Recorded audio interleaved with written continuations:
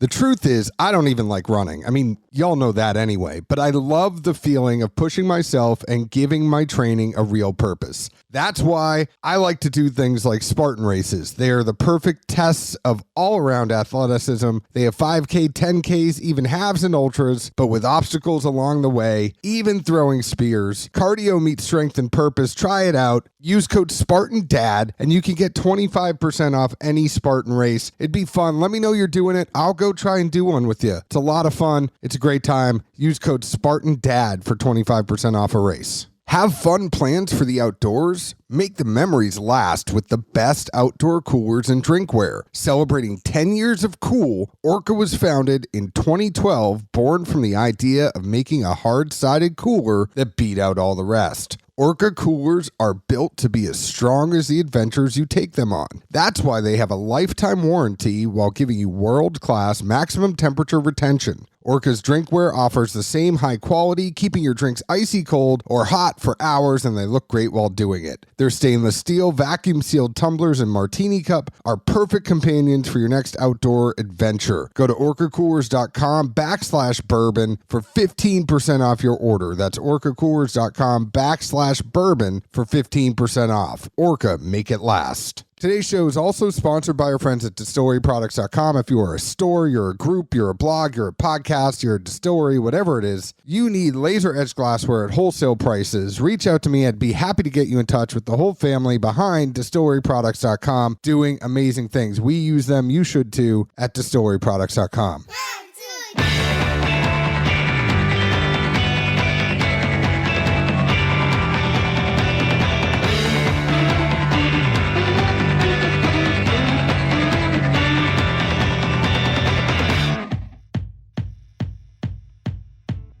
Hello, everyone. My name is John Edwards. Zeke Baker is on assignment, and together we make the Dad's Drinking Bourbon. Wherever you are, whatever time it is, thank you for making us part of your day. My new friend Glen Sauer from Village Garage Distillery in Vermont. Welcome to Dad's Drinking Bourbon. We're just getting right into it, but I'll tell you a code word after you say hi. Hey, man.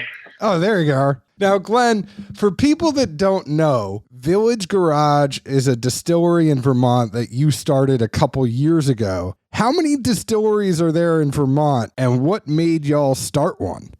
There's got to be 14 or 15, if I was to guess, offhand quick. It was kind of just a joke, Christmas Eve dinner, 2018. My partner, Matt Cushman, and I, which is actually my wife's uncle, we were at family dinner at his sister's, Aunt Donna's, having a drink before dinner, and just small talk led into, how's life, what's going on. And I was in a place with my day job where I was just kind of over it. And I joked that I was going to tap all the maple trees and pull as much sap as I could and figure out how to ferment and distill and make maple white lightning and be an outlaw and sling moonshine out of the trunk of my 54 sedan. But that wasn't very realistic. So, we joked about it through dinner and, had a couple more drinks, and we just kept talking about it. Christmas morning, I think Matt beat the kids up the stairs here at my house, and he's like, "I didn't sleep last night." I was like, "Yeah, me either." And we just, we kind of went for it. The day after Christmas, I knew where there was a property that was available, which was the old highway department here in the center of our small town here in Bennington, Vermont. And it was sitting vacant. It was a mid-1940s build, post-war. And I went and took a look at it. She was like, "Yeah, let's do this." And I texted my wife a picture. She was with Matt and showed it to him. And he's like, "Yeah, let's do this." So we both got really excited. And I want to say we had a makeshift business plan and an LLC formed by the first of the year. We put a bid on the building. It went out for a public bid. And I think it was like January 9th. Yeah, we just dropped our heads and went for it. And is that when you realize how hard it is to actually start a distillery? Like, it's one of those things, everybody sits around with each other like, "Oh, man, we should start a distillery." And then you look into what's actually involved, and it's like, "Oh, that shit's hard." No, it was still fun at that point. Not that it isn't fun now, but no, we were still, we were just, we started going on tours and seeing other distilleries and researching equipment and just, I ran on adrenaline for 3 years, just buzzed, just hopped up trying to get this done.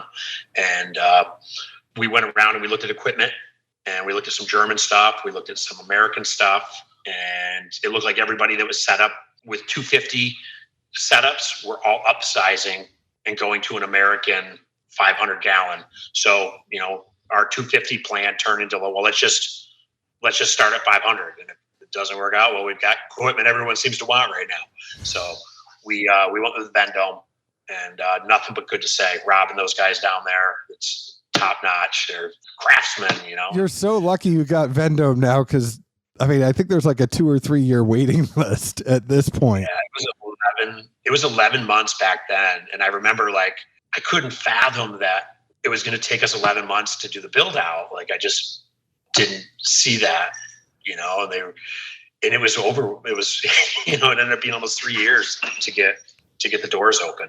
It's every day's a learning event, and it's all good.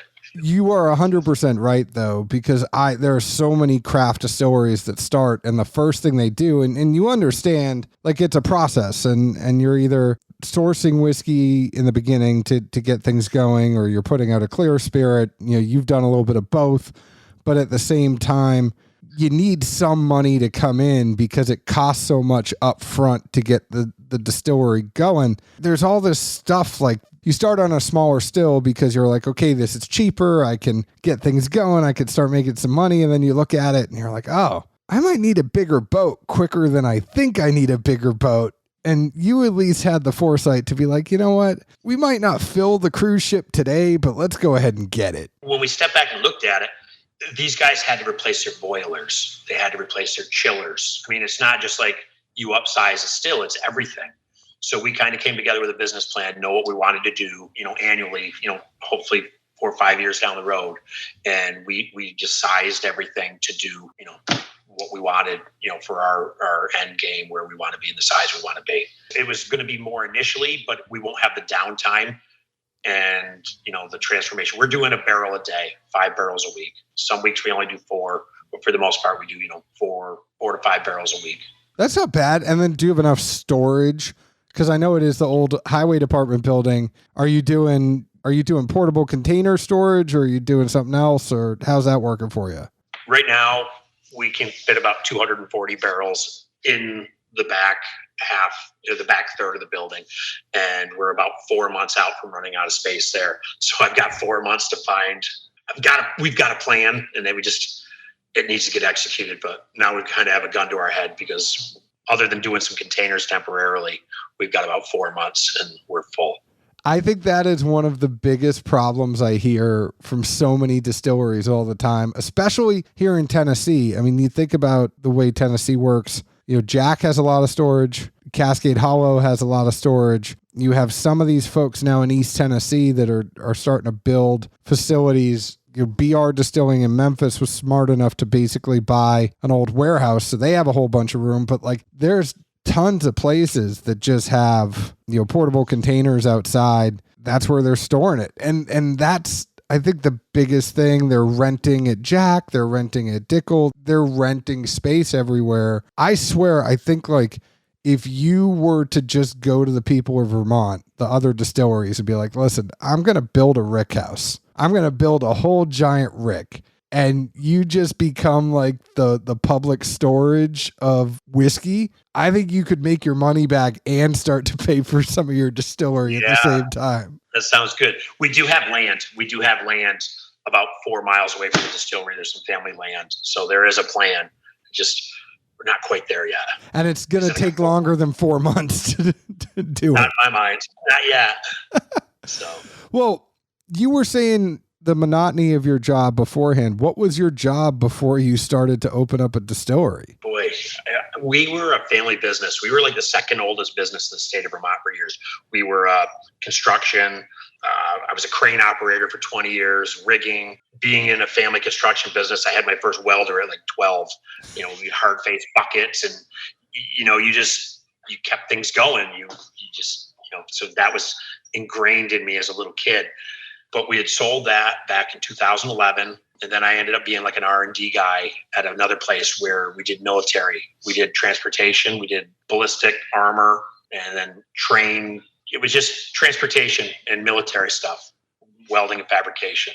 And basically blueprints would come in, And I would be the, with the team of us, we would, I would be the guy basically that would help build the first article. And then it would go into how do we get it where it's repeatable and scalable and mass. Yeah. Yeah. And, our life was half a degree and 0.2 of a millimeter. That's where I hung out.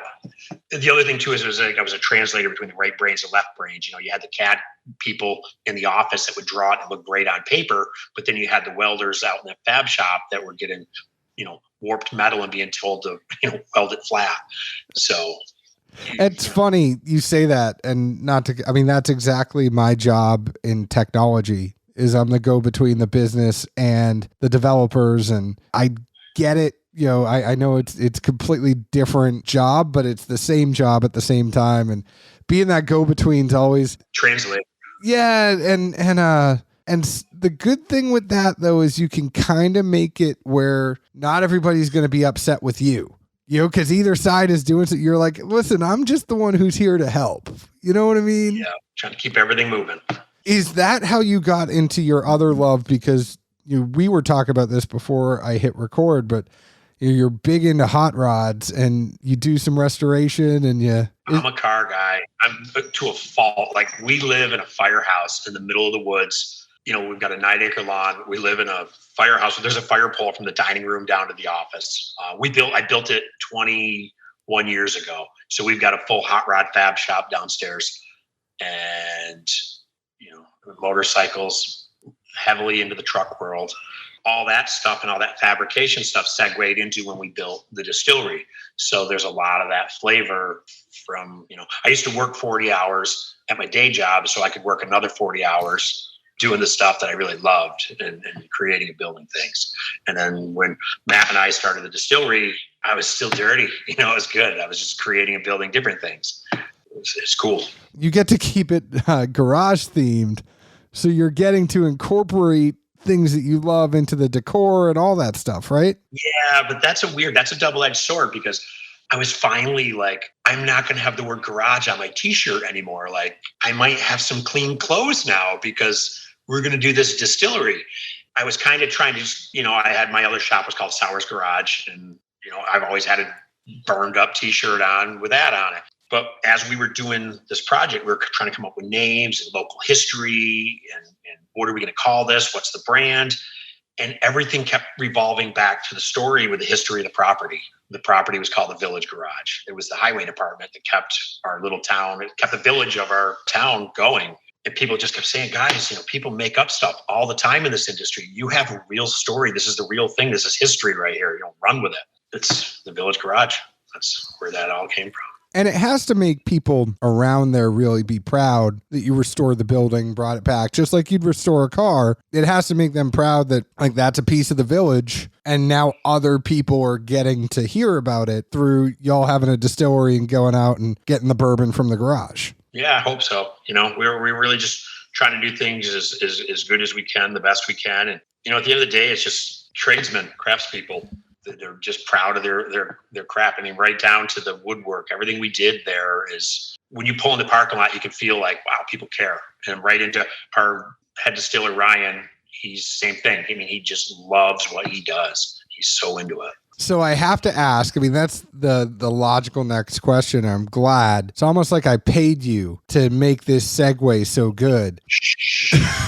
But you have the garage, you have the still, you are starting to build everything out. You're starting to restore it. But then, you're not somebody who can actually go in and distill this yourself. So then the question becomes, A, am I going to learn how to do this? Or B, am I going to find somebody that can come in and do it for me? How did you and Matt come up with that? And then how did you decide on Ryan when all was said and done? It was, everything just kind of happens. Like I said, every day is a learning event. As we were building, we had some consultants down in Kentucky that we worked with, a guy named Mike Vaughn, and nothing but good to say. Mike helped us with flow and equipment and safety. And as we got to the point where we needed to get a distiller, Matt and I looked at each other and realized, we've got to do something. So we put an ad out on Indeed, and we got a lot of interesting hits. And we had some people come meet us. And Ryan came up from Philadelphia. And yeah, he hasn't left. He's still here. So he thinks he's a Vermonter. He's got like 15 months in right now, so he's working on it. But he really does a really amazing job. He comes up to you every morning with a pint of Ben and Jerry's and says like, "Hey man, I'm a local." No, he's not quite there yet, but no, he's he's big into motorcycles too, skateboarder. He's in the Philly area. What I love about him is when I'm looking at the press release from a couple years ago, actually, when you first opened up, it says Ryan is also a certified electrician who has worked in manufacturing and customizing distillation equipment. Let's be honest. I mean, a big plus side to him was that you were going to save money in other areas if you had him be the distiller, right? Well, yes and no. I'm giving him a little hell for, Yeah, no, we had our electricians. He kind of put a line in the sand with electrical because of Vermont. He was licensed down there and not up here. I'm careful not to overreach and overstep, So but no, he runs. He does a great job. It's like, hey Ryan, if you want to get certified up here, we could help. Yeah.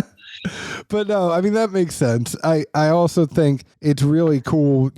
I've had so far the bonfire and I've had the bourbon. And I know that Ryan's definitely the one to talk to about that stuff a little bit more, but you did something interesting that I think you can at least talk about from a business point of view. So you knew you weren't going to have stuff ready to go right in the beginning. Vendome was taking 11 months. We know all that. You actually went to another distillery and had them contract distill for you. Did you find that pretty easy, or, what happened there? We did with the rye. The rye we had done local. Matt reached out and found somebody. We, both went down and a couple of meetings. So we had rye being made as we needed. And the other stuff, the bourbon and the whiskey that we had was actually another distillery in Vermont. So it was Vermont grains, Vermont corn, distilled in Vermont, aged in Vermont. And the barrels were even sourced from a couple of veterans up in northern Vermont that had a cooperage. And when we purchased it, it was about 2.5 years old. While we were building, we had, some stuff to go, the day we got ready to go. But by the time we got open, it was, knocking on 5 years old already. And the rest of it, was still getting aged. And then some of the stuff we got was still in clear. So as we did, we go to the same farms. We're buying the same corn, the same rye, the same malts, and we're just continuing on, the recipe. We like it. We're happy with it. And we're not going to rock that boat. Are you able to say what the recipe is, or, you guys keeping that tight to the hip? It's 60 corn, 40 rye. Oh, so no barley in there. It's just corn and rye. Ryan has done some special, single cask stuff he's got set aside where he has. No, this is 60-40. And that's, so the interesting thing that I will say about the bourbon, and as I was kind of sipping on it, I was like, man, there is a good deal of pine on this. Like but it's not, I find it interesting that there's not a lot of rye spice. Like I get the pine note, but I'm not getting the rye tingle and I'm not getting any burn. I know I don't have it on here. Do you know what the proof is on the bourbon? 90. We went in at 90. Okay. We kind of talked about we didn't want to scare away the weekend warrior, but we didn't want to piss off the purist either. No, that's fair. That's always a good place to start, especially, what's one that's approachable for people and a good solid drinker. And, you have it priced at 60. So, you're not saying it's going to be the ultra premium cask strength that's going to be up in price a little bit more. I think for a craft distillery that's starting out, grains cost a little bit more for you. Whiskey costs a little bit more for you. And eventually, if you there's a shortage on everything, whatever you're looking for, there's a shortage on. Yeah. It seems like the last year. This is pricing, y'all, for people that make 5 barrels a week. The people that make 500 barrels a week, they get the better deals on everything. Yeah. So let's just be honest here.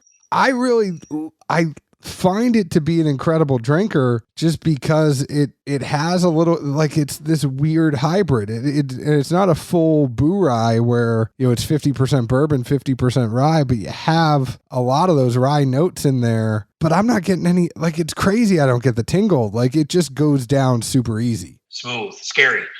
I do like it. The rye kind of kicks in at the end a little bit more, though. Like, I think towards the end of it is where I'll actually get that rye spice that kicks up and almost raises back up. The finish doesn't necessarily go down the back of my throat, which I find interesting. It actually comes up to the roof of my mouth, and I always find those pours to be super unique. But good job with that. And then tell me a little bit about this bonfire. It's the other thing I have. I swear I taste it and I'm like, this is a campfire. So here's the deal. Some of the whiskey, the same batch of whiskey when we sourced it was the same mash bill with second use barrels. It was the same 60-40. And it was in the, when we got into it, we waited till it hit the 5-year mark. And it was just, the color was a little light, but the flavor was there, and it was just kind of weird. And we have what's called Garlic Town that sets up here in our local town, and our whole town sets up this garlic festival. And that was like the first weekend we kind of opened to the public without being open. We had brown paper bags and sold bottles out the back door legally for the first time.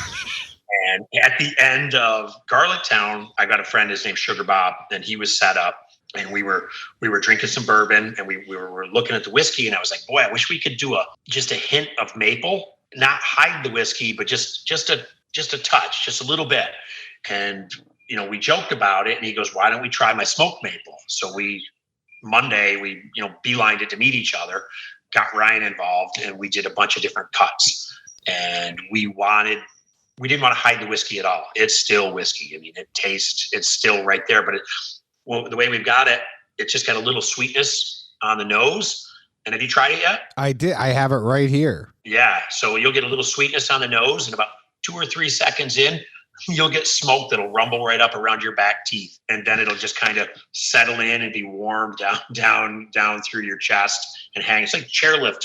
This is something you'd take the flask and go skiing with it at like 2:00, have a little warm up.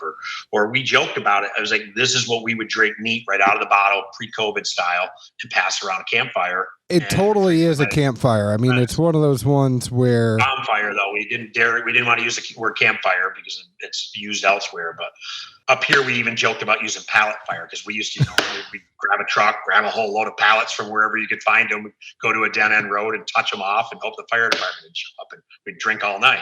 When we were kids, we didn't know if the rest of the country would understand that, the term pallet fire. So we went with bonfire. I mean, they don't necessarily, and what people don't understand, I mean, where are you in the state? Southwest corner. Okay. We're like 3 miles from New York State, and I could be in Massachusetts in 15 minutes, 10 minutes. Oh, you're in that good part. I mean, where you're kind of able to get everywhere. We could be in New York City in 3 hours. I could be at Fenway Park in 2.5. Montreal's 3.5 up the road. Albany, New York, and Saratoga under an hour west of us. So it's a nice little location. I will reserve all my stories from being 18 in Montreal till after we get off this podcast. But it is a place where a lot of 18-year-olds in New England find their way up to Montreal. Never did it. That I'm talking about. The bonfire, though, you're 100% right. And I think you are right that not everybody would understand it. What I was going to say is, like, in Vermont, New Hampshire, Maine, there are some areas where there's not a lot of people, and it's very easy for you. It's like being out in the sticks down here in the South. Like, nobody's really watching if you take a whole bunch of pallets and go down to the end of a road and burn them. But I'm 52, and this is something, if I was going to a birthday party for some of my good friends, I would grab a bottle. We would sit in the backyard around a contained fire pit. I could see you being. Yep. You are also a dad around bourbon because your son is jumping and doing dances behind you. Yes. So it's completely okay. Now I've got a 10-year-old and 12-year-old, so I've got to be like a B+ student all the time. I can't, I'm surrounded by the alcohol, but I don't get to enjoy it much because baseball practice, little league, camp, you're just constantly, you're on call. And I will tell you, even people like with us and the podcast, people think that like, are you drinking every night? If I'm putting out content on social media, it's like, no, I will make sure I get pictures done over the weekend. Like I know that there's a time and a place. And even if I am drinking like during the week, I wait. It's like I'm having these pours with you now. I'm probably not going to finish the whole thing, but it's also my daughter's in bed. It's after 9 o'clock, but until 9 o'clock, I have to be on. It's like, I can't afford to be drinking because it's like I'm doing the bath. I'm doing, I'm making dinner. I'm taking the dogs out. I'm doing all this stuff. It's like you don't have a lot of time to go be like, you know what? I think I'm just going to go take a rip out of this bottle right now. Like it's just not happening. No, it's not a luxury. About 12 years ago, I had to grow up like overnight. It happens. And it's so worth it. It is. Owner's manual? There's no owner's manual. And I just tell, like, somebody asked on our Instagram the other day, and they were talking about, like, do you have any advice? I'm also a girl dad, because I am a girl dad. And do you have any advice as my daughter gets a little bit older? Because I think their daughter was still months. And I just said, just make sure they are fed. They're fed and they sleep. I was like, all kids are lawyers at bedtime. Your kid will find a routine. You'll get into it for a little bit. And then all of a sudden out of nowhere, they'll decide to change it. So like, just be prepared to be agile. And that's pretty much it. Like there's no right instruction book because your kids basically tell you, like I always tell people when, oops, I just dropped something. I just tell people all the time, like when they're about to have kids, the couple's pregnant, like, do you have any advice for me? I'm like, yeah, don't listen to everybody else's advice. Your kid will tell you what they like and don't like, but I will just say, don't go buy one brand of bottle before they're born. You got to buy one of every one, have the kid try it, and then they'll let you know which one they like. Don't be like, all right, I'm going to go buy 18 of this bottle so that they have, like, if the kid doesn't like it, you're screwed. Yes. No, I get it. No, it's a ride every day. I wouldn't change it for the world. It's the hardest thing I've ever done and the most rewarding thing I've ever done. Now, do they understand the distillery and you go over there? Are they getting interested in, and not like trying it? I'm not trying to go there, but do they find it cool, like in the whole distillation process and the science behind it and stuff? Not so much there yet. Just the whole thing. They're there every day. They come in and check. Or after school, they go to the Catholic school right around the corner. It's 2 blocks away, and they walk over in the afternoon. And it's everybody knows the boys are coming, and mom picks them up when she gets out of work. And pickleball league, the parking lot next to us on Sundays, so they play. They're there. It's part of their life. Well, let's be honest, because I didn't talk about it yet. And this is probably a good way. I mean, I want to talk about the whiskeys that you have coming down the line, but like there is a pretty killer restaurant there too. I could see why the boys would want to walk over after school and just go sit down and like maybe get a snack. Yeah. Yeah. We've got a really good chef and a really good team. We're putting out food. Our spent mash is going. There's a farmer Bill comes over and he picks it up on Friday or Saturday mornings, and we're feeding FDA approved Angus beefers, and he's 22 miles away. So he's feeding the beefs with the spent mash. The beef goes through, ends up back in the kitchen, and right back.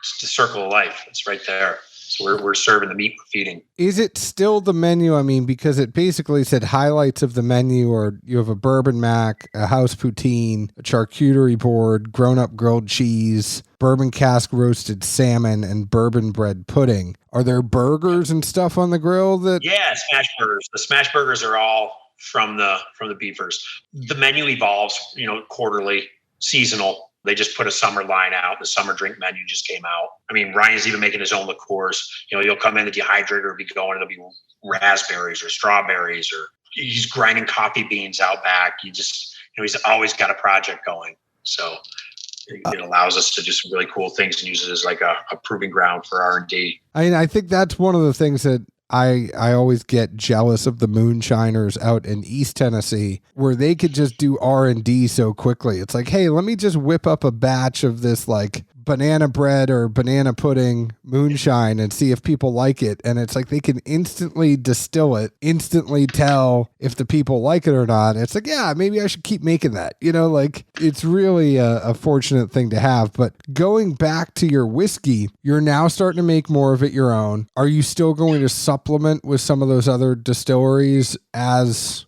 No, we did our first initial purchase and got us going. And I mean, Ryan's been laying barrels down now almost 14 months. We started off 2 the first week, then 3, then we ran 4 barrels a week for a long time. And then we hit 5, and we do everything right in-house. We bottle, heat shrink, package. It's every label is, hand numbered by Todd or Shane or Ryan or whoever else was in-house that day. It's 3 guys out back. Some days it'll be, where I've had to go, me and Todd would go get the corn and hold the super sacks up. And, it would come out of the silo and fill up corn and bring it back. Call one of my buddies at night and be like, hey, I need you to run to central Vermont and go get a trailer load of rye tonight. Can you sneak up after work? Oh, that's awesome. But it's all hands on deck, and it does... Oh, yeah. It does take a village. Yeah. I mean, you have 2 awesome people. You have Chef Jonathan Studley, who's running the kitchen, and then Ryan. I can't even say Ryan's last name. Will you help me with this? I think I can do it. Shesbol. Yeah. Sorry, Ryan, if I butchered it, but Sheswal is I think how you... If I got it wrong, Ryan, I really apologize. Now, you have the bourbon, you have the bonfire. What is next? Because I know there's some other stuff that's coming out too, right? We've also got the 100% the rye. We do a vodka. Ryan is from the gin world. So we've got a house gin. It's real citrus forward.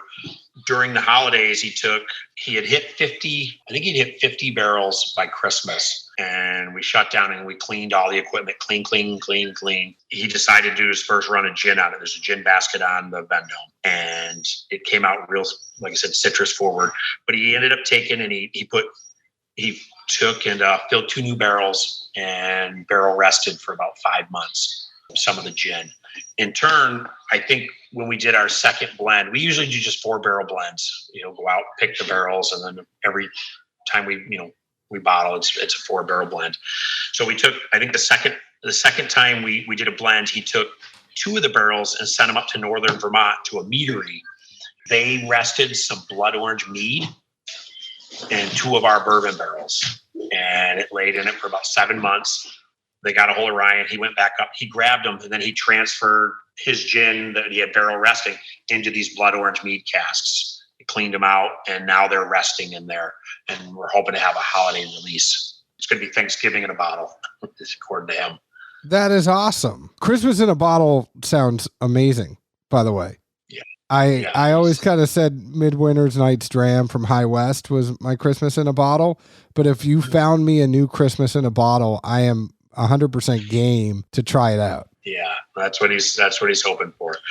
I mean, he's done some other stuff. He's had some stuff. He's got a couple of single barrel runs that he's done every now and then. Usually every quarter he's been doing something. He's like, what are you doing today? Don't worry about it. We'll thank me later. That type of thing. So it's always fun to see what he's got going on. As far as where you could get it, I mean, especially putting out 5 barrels a week, this is not going to be nationwide distribution, y'all. So right now, I know there's a bunch of stores you can buy it in Vermont, but is there also some online stuff as well? Yep, there is online. I think 38 states we can ship to. Oh, that's great. And that's right at the website, thevillagegarage.com. The 802 Spirits around the state of Vermont. We just signed distribution in New Hampshire, so we're waiting for our first order. Massachusetts will be our next, and then we're going to go over New York as our next hit after that. Be careful, because you're getting a whole lot of small states, and then all of a sudden it's going to be, I mean, even when you get to Mass, New Hampshire is still an ABC controlled state, so it's a little bit easier. But once you start getting down to like Julio's down there in Worcester, you're going to get people asking for barrel picks. It's all coming, right? All of this starts, You're doing your 4 barrel batches right now. People are going to be asking you as soon as you get in these other states, hey, when can I do a barrel pick? When can I do a barrel pick? We've done one already. We had one company last year for their holiday gift. They came in, we pulled 7 barrels. They picked through, they bought a barrel, and we went through all the labeling and all the colas and got them their own. And that was their holiday gifts. They went all over the country with them. They just bought a barrel and did everything for them. And yeah, so we're excited about that stuff. I'm just warning you, we whiskey people can be tough. So I'm preparing you now. Just single barrels. It's a love-hate relationship that's going to happen to you with them. It's amazing for marketing. Like, it does wonderful things for a brand marketing wise. People will post them on Instagram, TikTok, Facebook, all that kind of stuff. But then dealing with us can make you want to put your head through a wall. Everybody wants one, so you know that you're just kind of pissing some people off at some point because you don't have enough. Literally, the size of your distillery right now, you could probably double again in a couple. You put in that still order now because no, sticking to the plan. I want to be able to answer the phone and still touch everything myself. I don't know. I just think we don't need to be the biggest. We just want to do a good job and stay true to what we're doing and to the craft and figure out how to stay solid. But that's refreshing to hear because it's also like people's first inclination is to go ahead and want to grow and be bigger and distribution more places and more barrels and more aging and more stuff you could do. I feel like you at least have a pretty solid work-life balance where the bigger that you get, you're already kind of like, you're like, I got a 10 and 12-year-old. Like, my priority is them. Let's be honest, by the time you get to the point where they're out of the house, you're going to be hitting a certain age that you're not going to be like, man, I want to work harder right now. No, I was late to that party. I was 39 when we had our first son and 41 when we had our second. So, yeah. I'm not a kid. Oh, man. Or on the calendar, I'm not a kid. We wish y'all the best, and we definitely want to hear from you again. We'll have you come on the show again, sometime down the line, so we could check in on the progress of everything you're doing, your expansion in the Northeast, and hit me up when you come down here to Nashville. I know that you might be coming down again, but Glen, it was a pleasure. Everybody go to villagegarage.com. That's villagegarage.com. That has all the information. You can buy it off their website in 30-something states. Tells you a little bit more about the brand. Glen, thanks again. The Instagram and the Facebook, too. Got all that stuff going on. Yeah, you got to find them on the grams. I guess the last really note is there's a lot of other distilleries that have kind of paved the way up here in the state of Vermont for us. And we really want to just come in behind them and help firm up the foundation and really try to help Vermont maybe become, a whiskey category and be a real, be looked at as a real thing. 100%. A lot of other craft people and trades and the other, the beer and the syrup and everything else we've got going on up here. We're proud of what we do up here. You just got to start up the Vermont Distillers Guild, and then you get a Vermont Whiskey Trail, and you get everything going. Takes time. Yeah. Y'all can find us on Facebook at Dad's Drinking Bourbon, Twitter at Bourbon Dads, Instagram at Dad's Drinking Bourbon. Please leave us an open and honest review, just like we leave open and honest reviews about the whiskey we drink. And you can go ahead and find us in Nashville, Tennessee. Cheers. See ya.